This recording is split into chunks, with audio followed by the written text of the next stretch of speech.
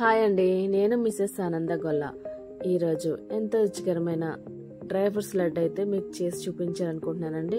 వాటికి కావాల్సిన పదార్థాలు అయితే ఖర్జూరం, బాదం పప్పు, అలాగే గుమ్మడి గింజలు, నువ్వులు కూడా వేసుకుని చేసుకునేదండి. చాలా సింపుల్ అండి. ప్రాసెస్లోకి వెళ్ళే ముందు వీడియో అయితే చివరి వరకు చూసేయండి. ముందుగా నేను 2 స్పూన్లు నెయ్యి వేసుకున్నానండి. అందులో 50 గ్రాములు బాదం పప్పు చిన్న ముక్కల కింద కట్ చేసుకుని వేసుకున్నానండి. అలాగే 200 గ్రాములు గుమ్మడి గింజలు కూడా వేసుకున్నానండి.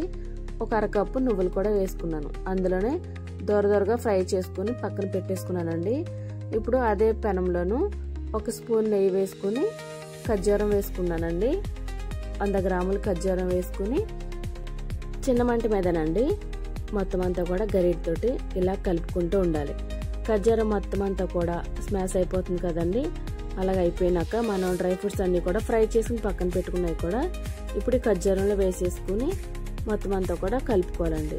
మొత్తం అంతా డ్రై ఫ్రూట్స్ ఖర్జూరం కూడా కలిసిపోయేలాగా మనం కలుపుకోవాలి. ఇలా మొత్తం అంతా కూడా దగ్గరగా అయిపోయినాక కొంచెం నెయ్యి ఫ్లోర్కి రాసుకుని చేతికి కూడా కొంచెం నెయ్యి రాసుకుని దాన్ని వేసుకోవాలండి.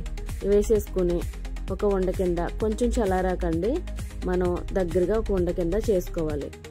ఖర్జూరం ఎలాగా చేసుకుని పిల్లలకి పెట్టుకుంటే డ్రై ఫ్రూట్స్ లడ్డూలు చాలా ఇష్టంగా కూడా తింటారండి.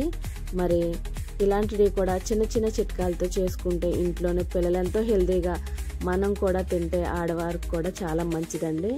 మరి ఇలాంటి వీడియోస్ ముందు మీరు చూడాలనుకుంటే నా ఛానల్ని సబ్స్క్రైబ్ చేసుకోండి, లైక్ చేయండి, షేర్ చేయండి. మీ ఫ్రెండ్స్కి మీ ఫ్యామిలీస్ కూడా షేర్ చేయండి. అలాగే మరి ఈ లడ్డూను ఎలా చేసుకోవాలో మీకైతే చూపించాను కదా.